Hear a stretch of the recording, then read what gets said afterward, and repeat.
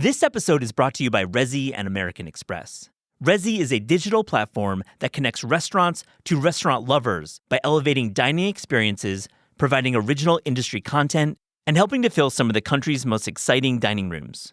Because restaurants have always been more than just places to eat.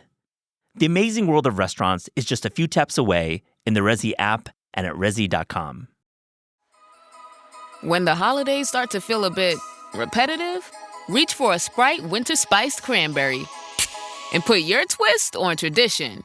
A bold cranberry and winter spice flavor fusion, Sprite Winter Spiced Cranberry is a refreshing way to shake things up this sipping season. And only for a limited time. Sprite, obey your thirst.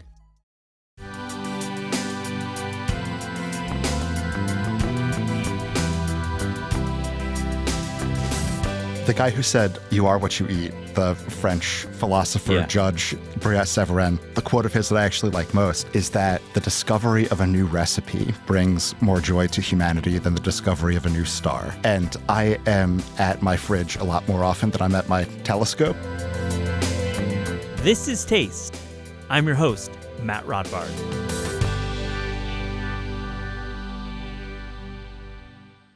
Book editor Michael Zurban joins me in the studio to talk about The Talisman of Happiness, a book he worked on for over a decade to have translated from Italian into English and available for all.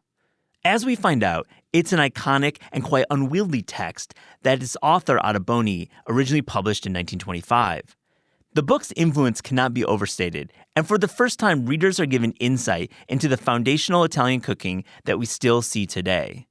Michael shares how he was introduced to the book by Samin Nosrat while editing Salt, Fat, Acid, Heat, which sent him down many dead-end roads towards acquiring it. This is a wonderful conversation for Italian food nerds like myself, and I hope you enjoy it. Michael Zurban, welcome to This Is Taste.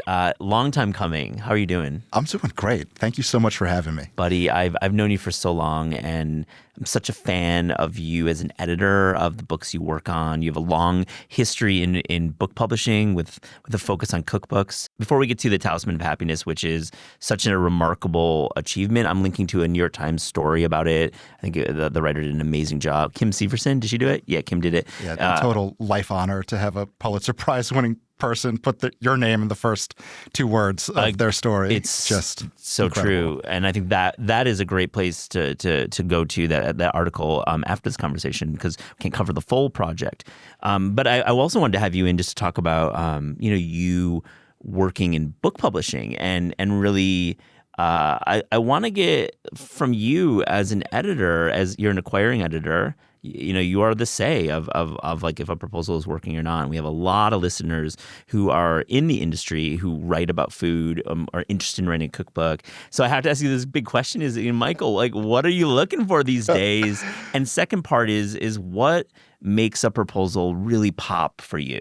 That's the $1 million question, sure right? Is. I guess sometimes it really is the $1 million question. It can be more if you hit on the right one. Over the years, I've tried to figure out how to answer that question in a way that's not just, I'm looking for, whatever the hot subject of the moment is. Like right now, everybody's still interested in protein and fiber. Like, okay, as a publisher, we've got to have our high protein, high fiber books and the things that are trending. But the reason why I'm in this business, why I want to do what I do, is because I believe that food touches everything. I think food is this incredible lens that we can look at ourselves, our lives, our culture, our history, our fascinations, and it can teach us things and bring us delight. There's this, the guy who said, "You are what you eat," the French philosopher, Judge Briat-Severin, the quote of his that I actually like most is that the discovery of a new recipe brings more joy to humanity than the discovery of a new star. And I am at my fridge a lot more often than I'm at my telescope.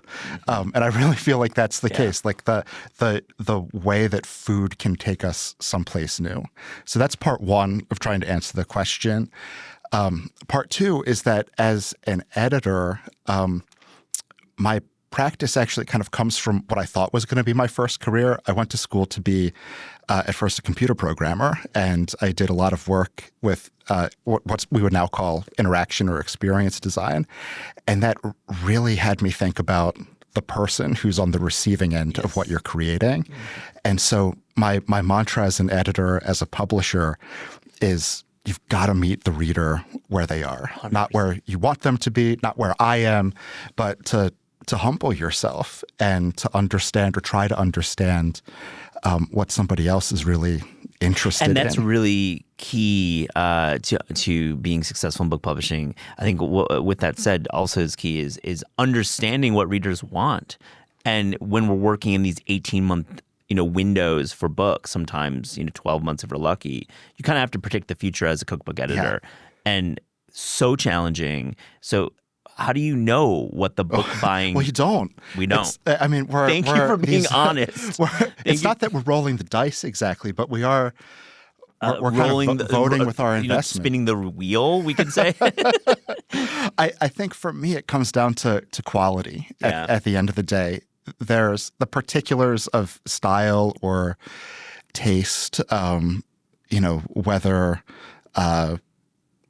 pho is going to be hot in 18 months or not. I can't predict. Yeah. But I can try to detect in that proposal, to come back to your question, if the person behind it is somebody who's got an integrity to themselves and to their idea. Is the expression original? Is it taking us someplace new? Is there the discovery of something? Is there expertise?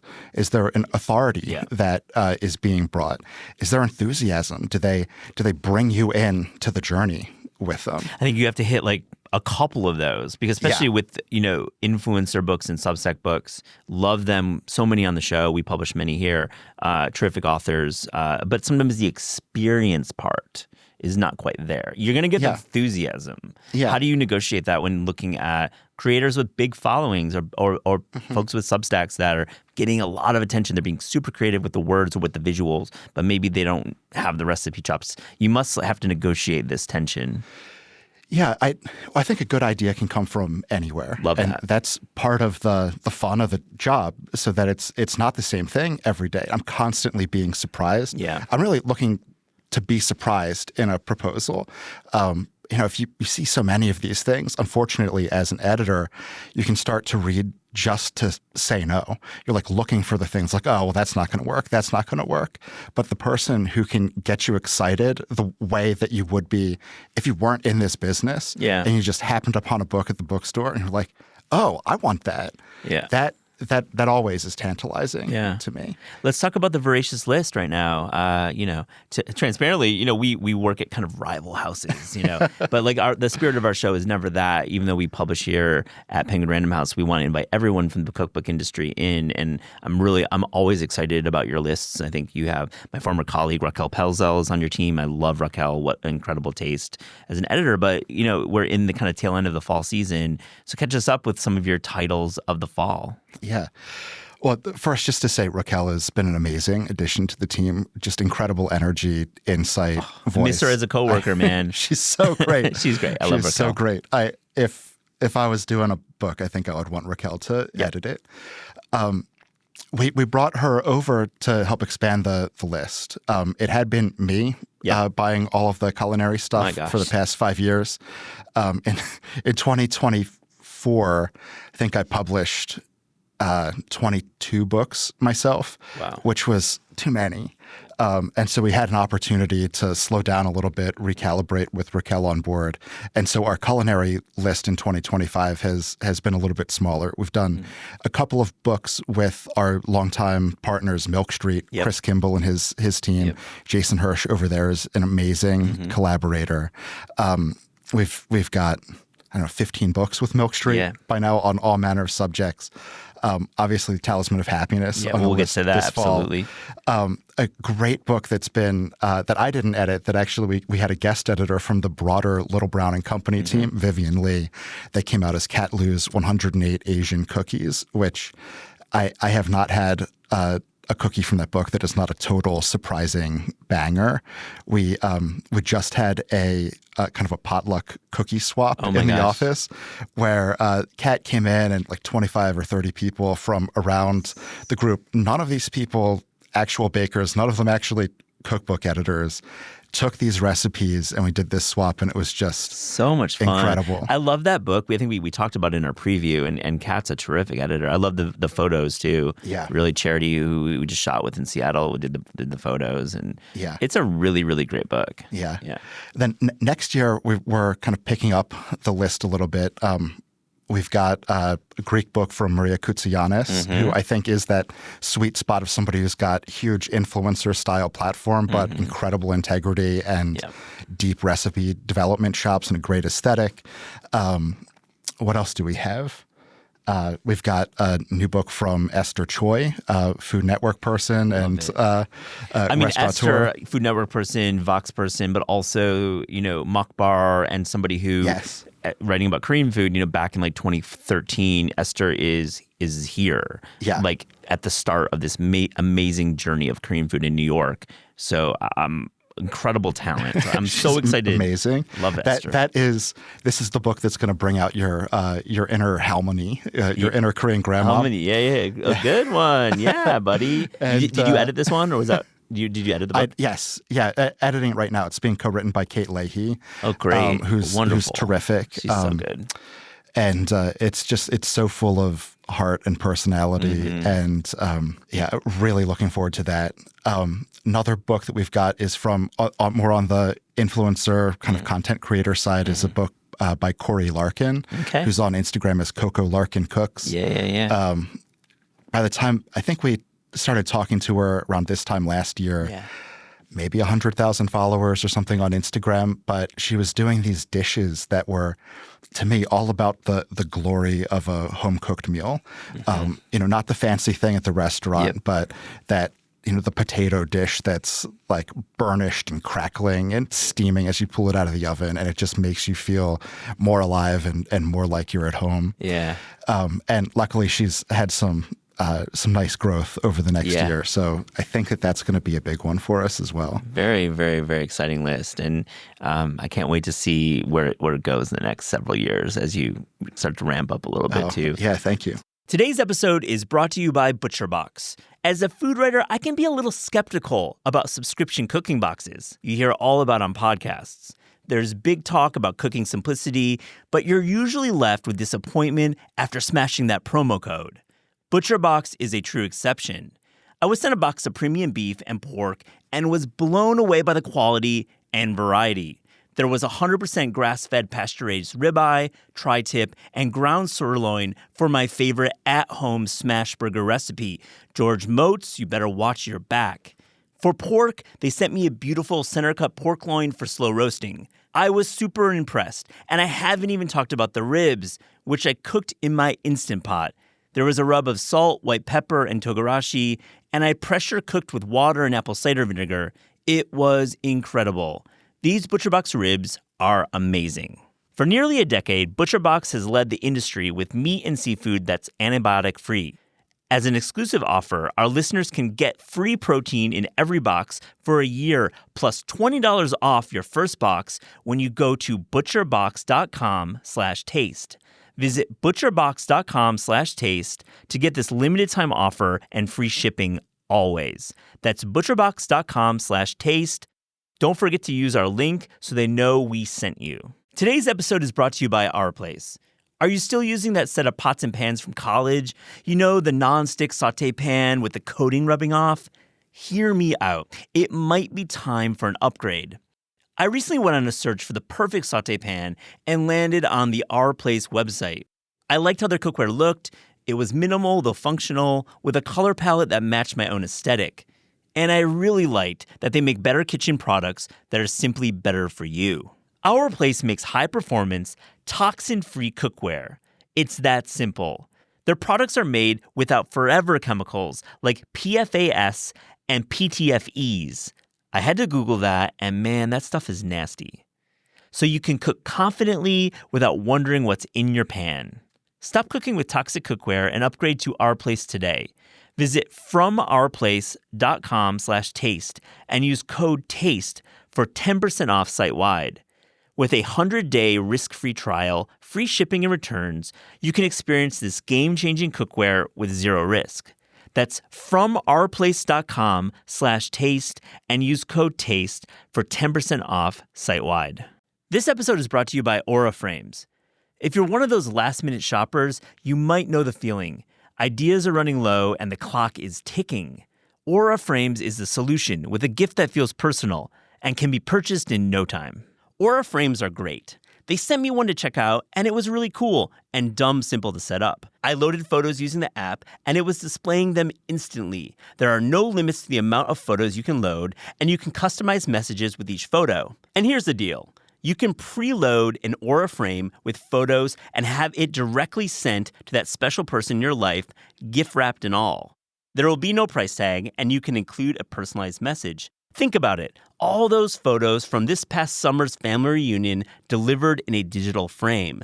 That is pretty cool. For a limited time, save on the perfect gift by visiting auraframes.com to get $35 off Aura's best-selling Carver matte frames, named #1 by Wirecutter, by using promo code TASTE at checkout. That's auraframes.com, promo code TASTE. The deal is exclusive to listeners and frames sell out fast, so order yours now to get it in time for the holidays.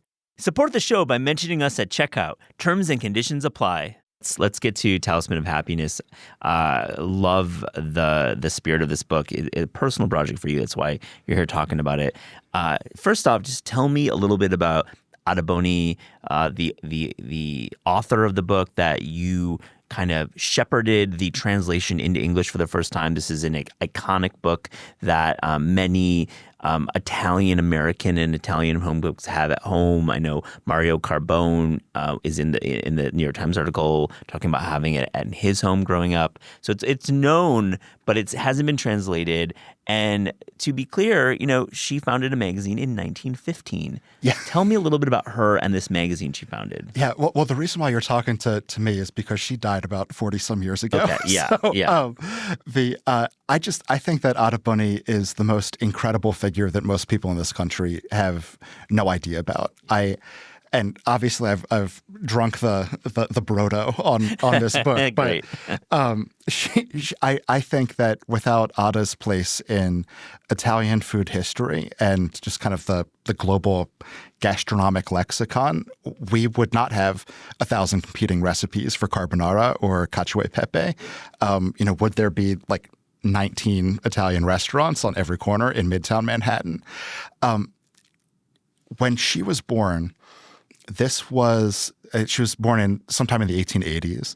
That was only 20 years since Italy had become itself. Right. Before that point, there was this historical moment called the Risorgimento, where that was the unification of Italy, where all the previous republics and city-states and kingdoms became one. Up until that point, there were separate regions.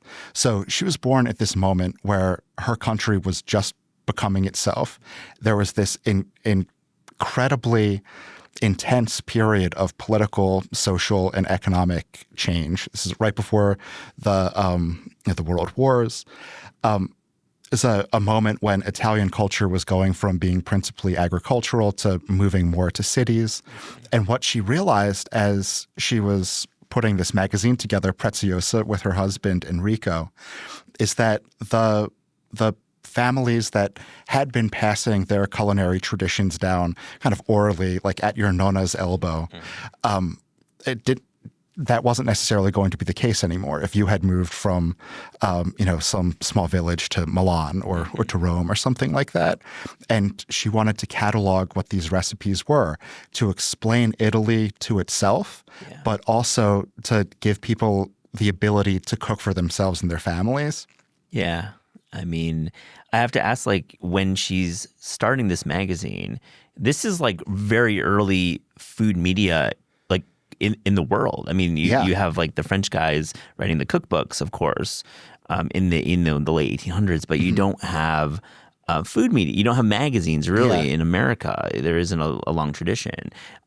Did you, in working on this translation, What's like the genesis of these recipes? Because these recipes, at least at first, are coming out of this magazine. Do you have any sense of her workflow, the way she did it? Yeah. I mean, well, I think the best reason to write a recipe is so you can eat it later. Yeah. So I think that the appetite was the primary drive. Her uncle, Adolfo, was a prominent chef in Rome. And the stories that I've heard involve her kind of developing recipes as early as 10 years old in her family kitchen. And as she started the magazine, and before then, she would travel around Italy to understand the local recipes and bring them home. It was clearly a passion for her, and it was very much her and her family. She worked with her husband. She worked for many, many years with her brother, Marcello, and the great nephew, who now I believe is in his 80s, Stefano, wrote to me and said what he remembers most is these huge family gatherings around the Boni table, 35 or 40 people sometimes, but always at least 10 people a week. And when he was a boy, he would recall Ada and Marcello just testing and testing and testing these recipes. He said they would eat the same thing for a week sometimes until they got it right. So although this is not a test kitchen type scenario, the book itself has, leaves some things to the imagination or to the cook's discretion. But there was a passion there and a discipline. And I think, as you say, it was early food media. There was no example. This is recipe writing when recipes weren't really written. So she was creating something new. Very, very new in just like the global stage of like writing down recipes, and especially at this scale, the size of this book. It makes a very loud sound when you drop it from a height. I want to, Michael, hear about your connection to the book, and I love learning that you first heard about the book when you were editing Salt, Fat, Acid, Heat, Samin Nosrat's iconic debut that you worked on and to great success. It seems like Samin was somebody who knew Ada Boni's work and kind of hipped you to it a little bit. Yeah. Well, I mean, the world knows Samin as the incredibly generous and wonderful cooking teacher that she is. But I think great teachers are first great students. Yeah. And one of the pleasures of working with her on Salt, Fat, Acid, Heat was to talk about all the things that we wanted to know about the world. And it was one of those conversations in which Ada's name came up. And she must have told me the title, because in my recollection, it was just the poetry of this, the talisman of happiness. I thought, like, oh my God, I've got to hold that close. That, it hipped me to it. Yeah. I started Googling. There wasn't anything. Ada didn't have a Wikipedia page at the time. Crazy. There was nothing. Yeah. And I, just kind of little by little, at first I just wanted to have a copy. And then when I realized that it wasn't available here, at least certainly not in the full translation, there had been a diluted, kind of weirdly translated version from 1950 that was in some Italian-American homes. But that nobody had done the full. I wanted to say the whole enchilada, but maybe, the full timbalo. The full timbalo. Great extension of the metaphor. And just to be clear, how many recipes are in this book? The version that we published had 1,680 recipes. I'll put that in the intro because we maybe buried the lead in this conversation. That's an incredible amount of recipes. It's crazy. And yet in some ways it only scratches the surface. Oh, jeez.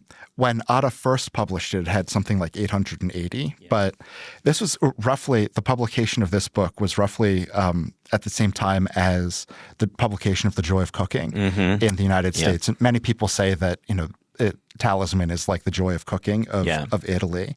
And like Joy, it grew over time. Every so often she would put out a new edition that would have more recipes and more recipes and more recipes.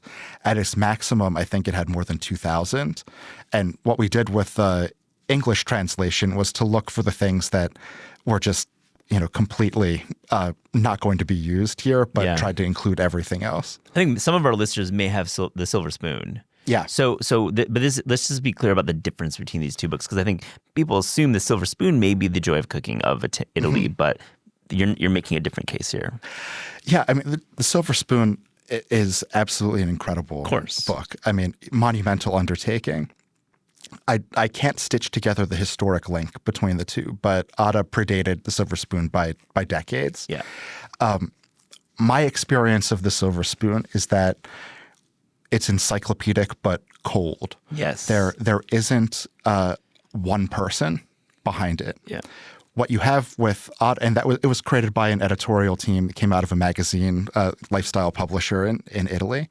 But with Ada, you have a person with a perspective, and that warmth is one of the things that attracted me to it.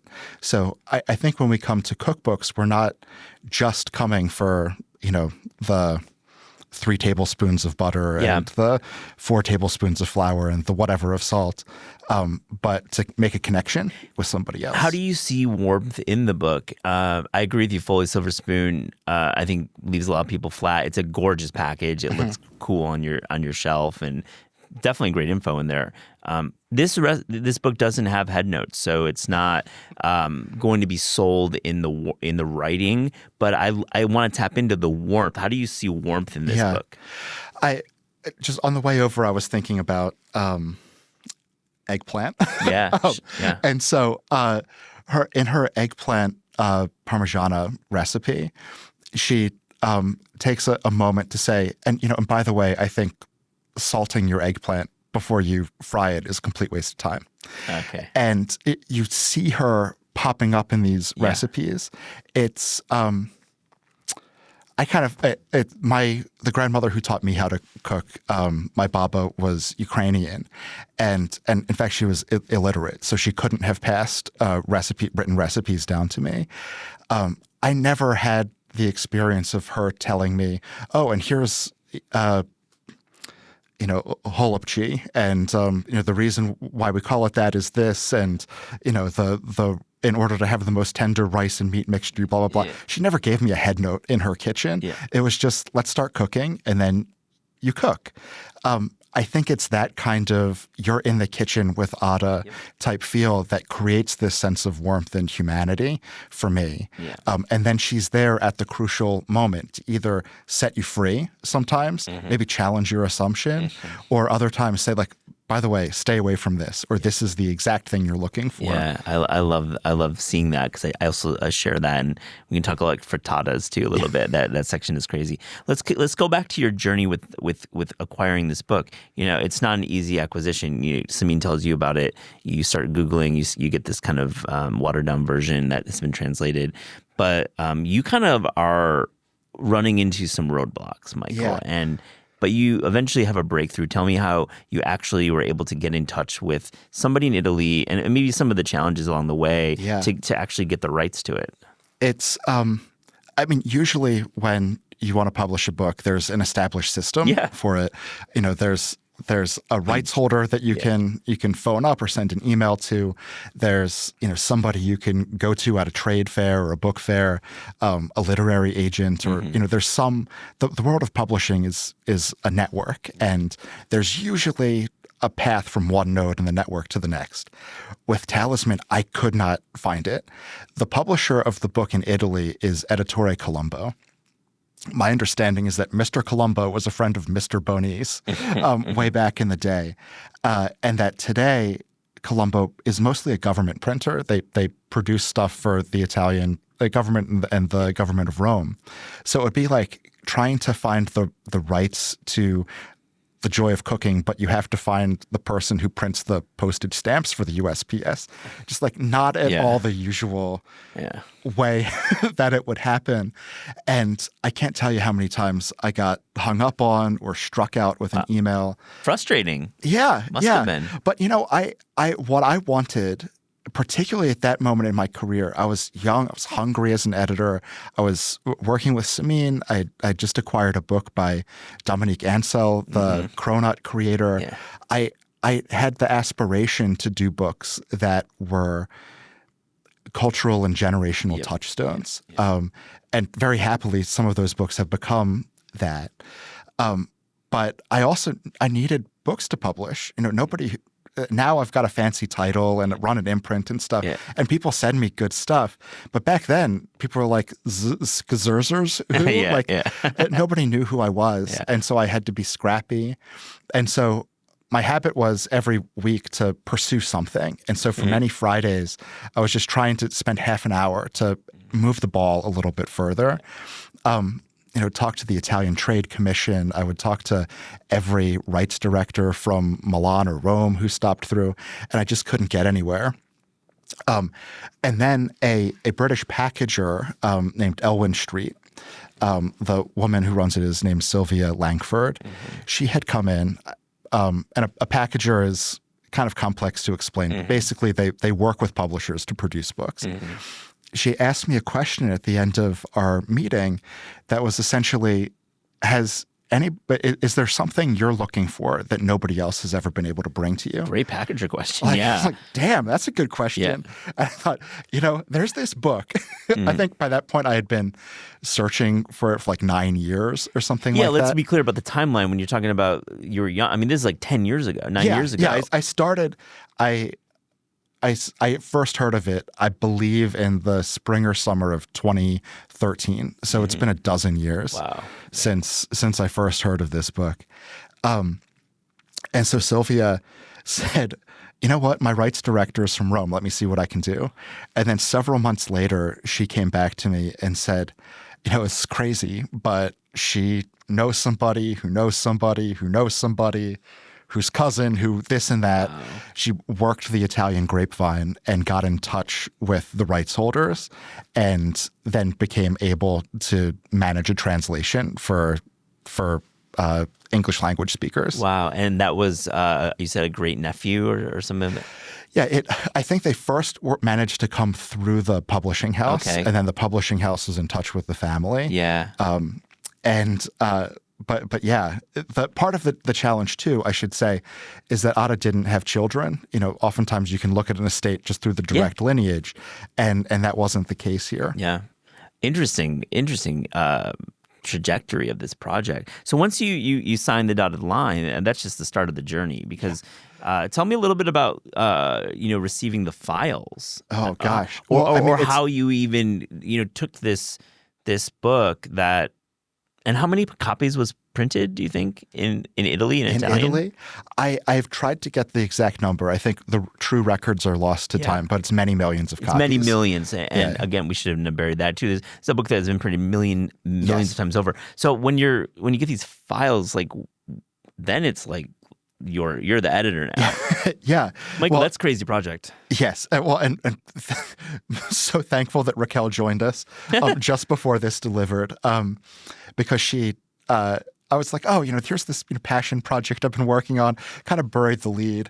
And I was like, there's 1,680 recipes in it, which is, just to be clear, like you could publish 12 cookbooks. You could publish a cookbook every month and not even have that many recipes. Very good in way like to put the it. modern way of doing it. Yeah, very good way to put an it. incredible undertaking. And we thought at first because, clearly this book has been in print in Italy and beloved for almost 100 years. That it's not that we were going to be asking the ghost of Ada to reconsider the amount of pepper in her cacio e pepe. It was more about faithfulness to the original. But with that many recipes and that many translators working on it, there were 8 translators who worked on this book. Oh my gosh. Oh my. And our edition is 912 pages. There were inconsistencies. There were questions that we had to try to divine whether our question was about the recipe or whether it was about the translation. How could we be consistent?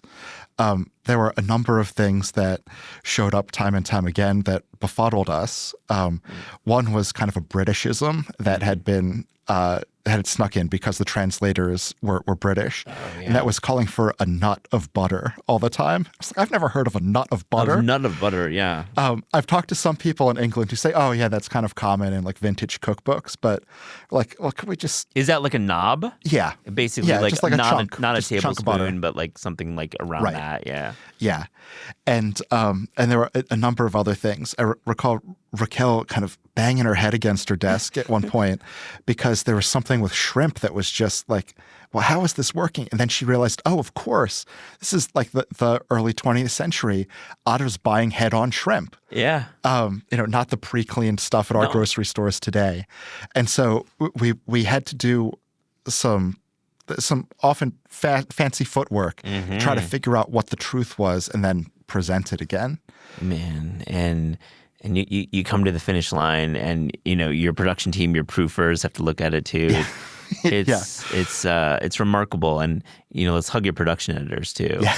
Yes, it is with a book like this, I think you have to come into it with passion and knowing that it's a labor of love. And luckily, with the packaging team, who was great, but then also the folks at Little Brown, our home at Hachette, we've got such an extraordinary folks on that team who really get the mission, and beyond that are just really whip smart and great at what they do. Well, let's dig in. I was challenged to try to think about a favorite recipe because it's almost like these movements. I mean, you have a whole movement of frittatas, yes, and you have budino, a movement of budino. It's not just one budino; it's 14 versions of pudding, and so we can talk about those movements, but I mean, when you and Raquel are looking at these recipes, Michael, I mean, just what pops in your head when you're like, that is really cool. That is something I want to make. So many things. And actually, what's been curious to me about early reader response is that the number one question I'm getting, people DMing me on Instagram, is, wow, this is amazing. Where do I start? I pretty much had that question too. and it's just where do you start? Yeah. It is because this is a historic artifact in part. You could start with the meat jellies. I wouldn't advise it, but you certainly could. It had a moment in the the 20s. I think meat jellies definitely, you could see them on Downton Abbey sets. Yeah, I would say start with the things that you know and love and see what's a little bit different. For me, one of the first things that I felt was that I cooked as a young person was an eggplant caponatina. I don't remember whose recipe it was, but that the food of Sicily, being on the Mediterranean, so close to North Africa, could be different than the food of Naples or Milan. This was the recipe that made that dime drop for me. And so one of the things that I wanted to cook first from Ada was her caponatina. She actually has two caponatas, one that has botarga and octopus and all kinds of stuff in it. And then this one, which she specifies, is from the Syracuse area of Sicily. And it's super simple. It raises up eggplants and celery, of all things, and, olives, and I think there are some capers in there, and chocolate. And it's this incredible dip. You could serve it on pasta. It's great on bread, just, as I have often eaten it late at night at my kitchen counter by the spoonful. So I started with the things that I was like, this is what the magic of Italy means to me. Yeah. I would move on to lasagnas. I'm a huge lasagna guy. Yeah. I love giving a lasagna to somebody else. Yeah.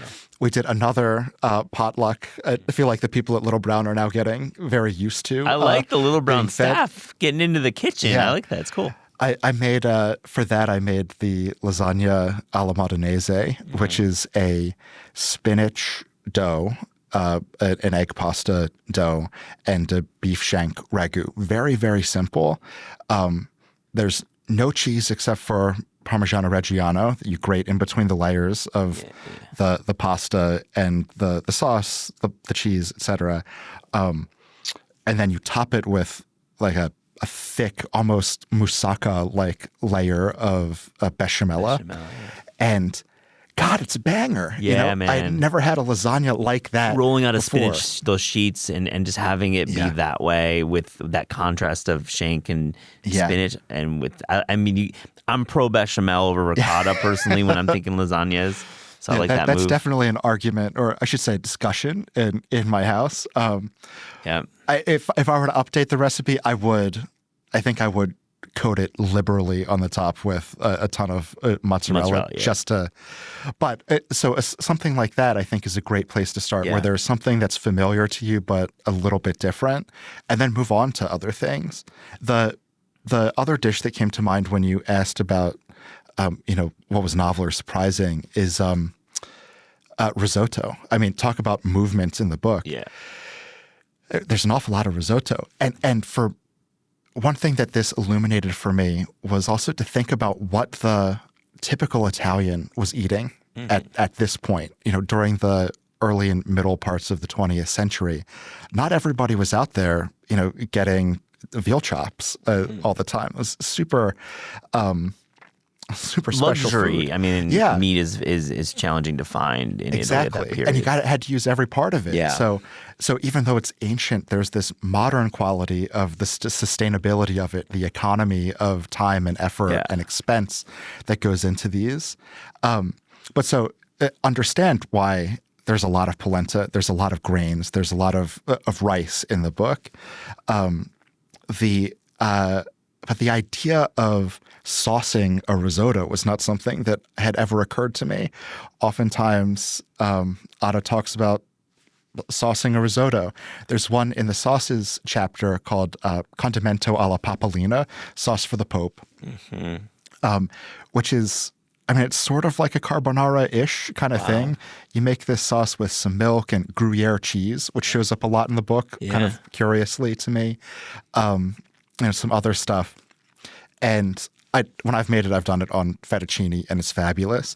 But she also recommends putting it on risotto. Like, that kind of made me sit back. And it's like the think. risotto is kind of just like steamed rice, or is it actually cooked like risotto? But actually, there's another dish. She does it both ways, stirring on the stovetop. But there's this dish called risotto ai sette sapori, risotto with 7 flavors. And the idea of 7 flavors comes back in a couple of different recipes in the book. Different flavors, but still 7 of them.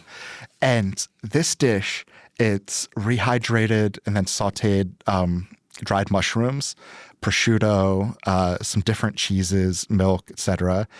You prepare that, set it aside. You bake the risotto. You don't stir it a single time. Wow. And then the recipe is to sauce it at the end, and then all the cheese and stuff melts in it. Now, when I've done it, I have, stirred it through, but it is, like 45-minute meal that feels like celebration cooking. And that there are so many of these gems studded through the book, presented without fanfare, is part of the joy of discovery of it for me. What about on the dessert side? I mean, we mentioned the bodinos, but crostadas. There's some deep cuts here. Yes, I love that you brought up Bodinos because I love Bodinos. I do too.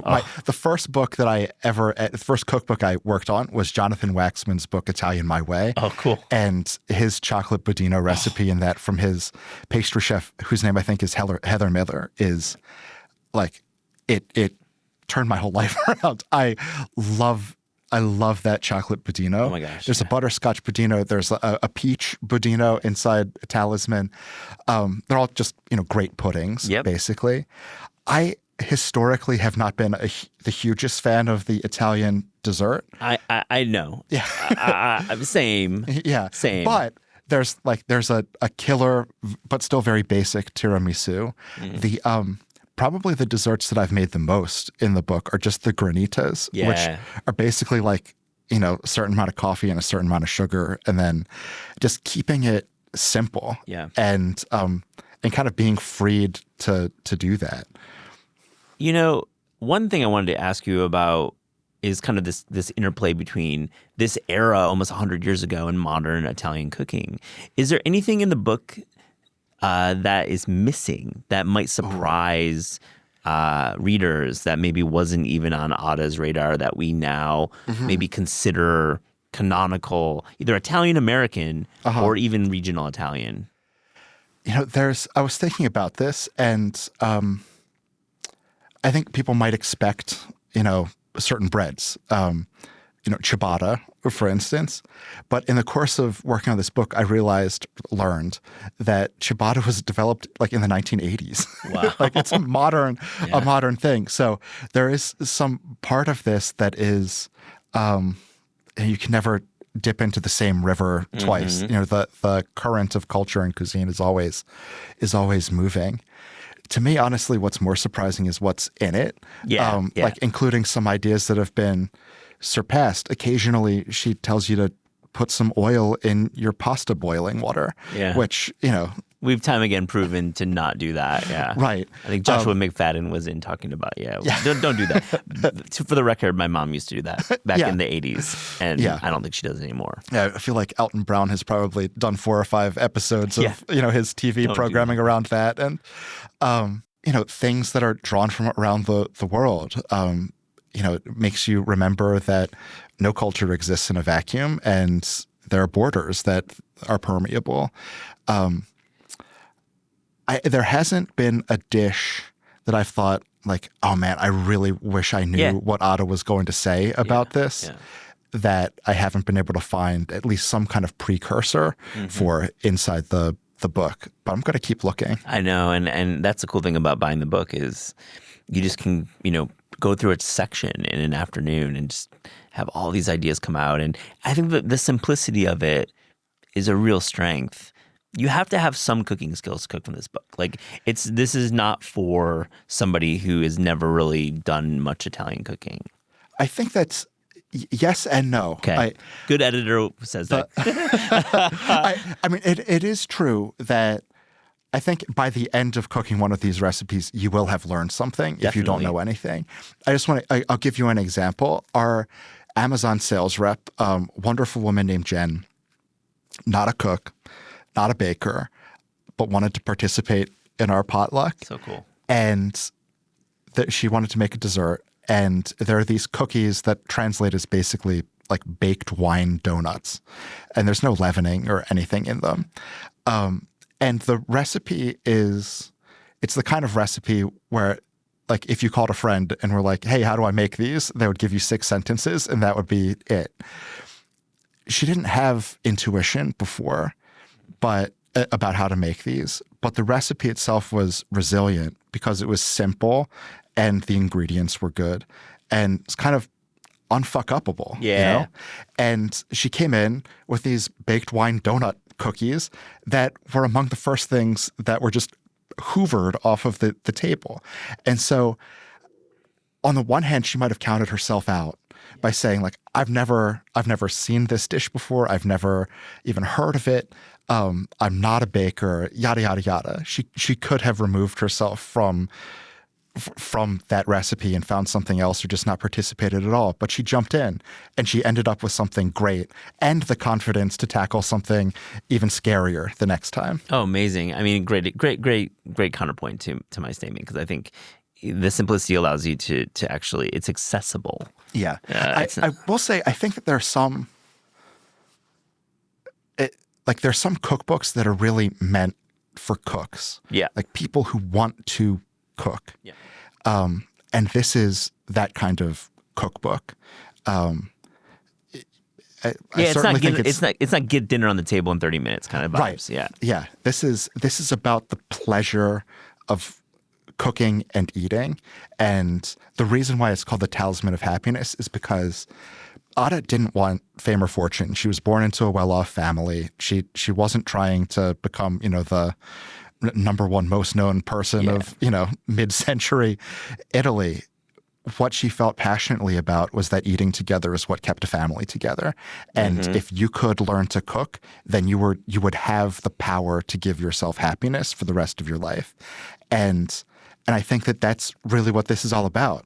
Like and in other parts of life, we don't get happiness just coming to us. You do have to work for it a little bit.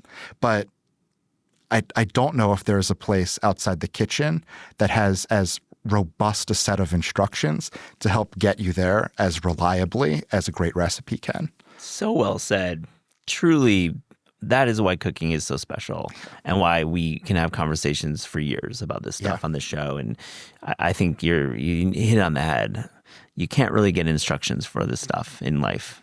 And it's sitting right there. Yeah, you just have to do it. Jump Gotta in. do it and gotta do the thing. If you're like me, your skin needs some extra care this time of year. All that cooking for family and friends has me busy dipping into my favorite cookbooks. And Matt, I've been spending so much time in the kitchen trying to perfect my roast chicken. How hot it is all the time, it's doing a number on my skin. Yeah, man, I've been working through a bunch of these new cookbooks, including David Leibowitz's re-release of Ready for Dessert. Now, I've been eyeing his nectarine raspberry upside-down gingerbread cake, and I made a couple batches of his buckwheat chocolate chip cookies. Honestly, the cookies turned out great, but in the end, all that time with the flour and the dough, my skin is a wreck. That's why I've continued to rely on OneSkin. I love their OS1 body formula, and it's been invaluable to have a daily routine that delivers both powerful skincare and longevity benefits, all in just a few simple steps. OneSkin also just launched their limited edition holiday sets, including the Nightly Rewind gift set, which is one of those rare gifts that's both impressive and genuinely useful, providing an upgrade to anyone's nightly routine. Featuring their best-selling face moisturizer and their new peptide lip mask, each component of the set is designed to work together as your body enters its natural nightly repair mode, helping renew skin at the cellular level for a stronger, smoother, and more resilient skin. For a limited time, try OneSkin for 15% off using promo code TASTEPOD at oneskin.co. That's promo code TASTEPOD at oneskin.co. Oh, Hilton stay, your beds are soft and cozy.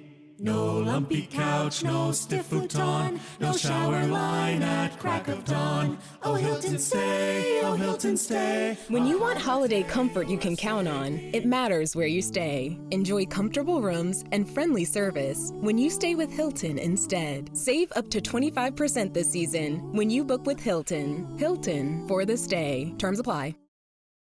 This episode is brought to you by Indeed.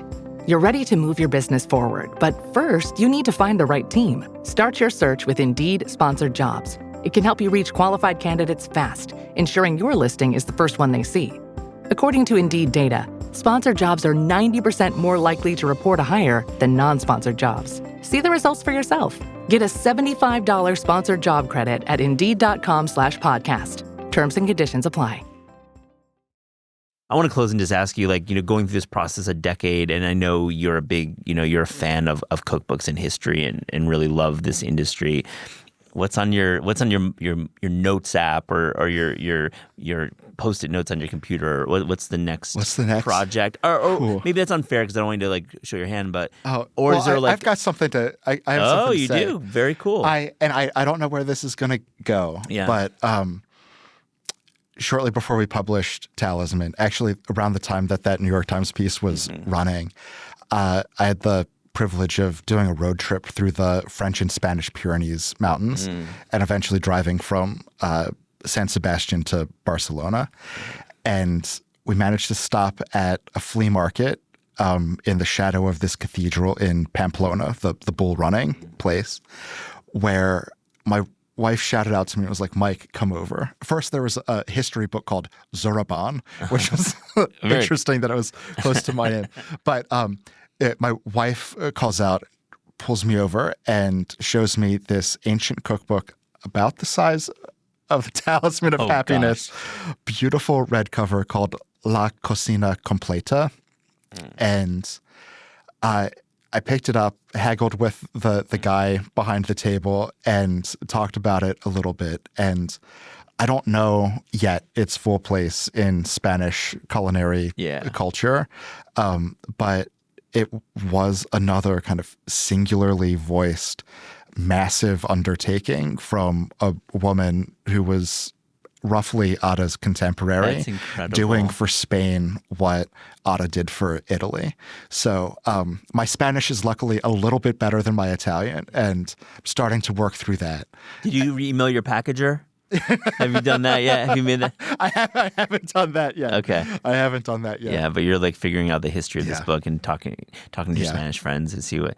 I really hope you continue at Voracious to bring back old books, big and small, We do it here as well at Crown. I mean, I think it's really, really important for modern readers to see some of the history and really, cook through these recipes that are 100 years old and see how people were cooking back then. And it's not that different than how we're cooking today. Yeah. Michael Zurbin, thank you so much for joining This Is Taste. This has been great. Thanks, Matt.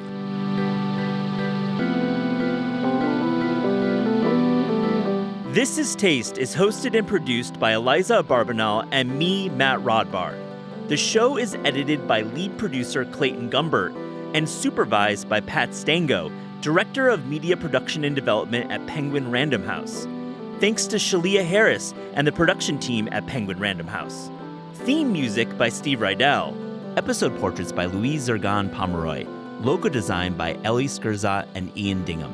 Visit Taste online at tastecooking.com and make sure to subscribe to our newsletter to keep updated on all cool things in the world of taste.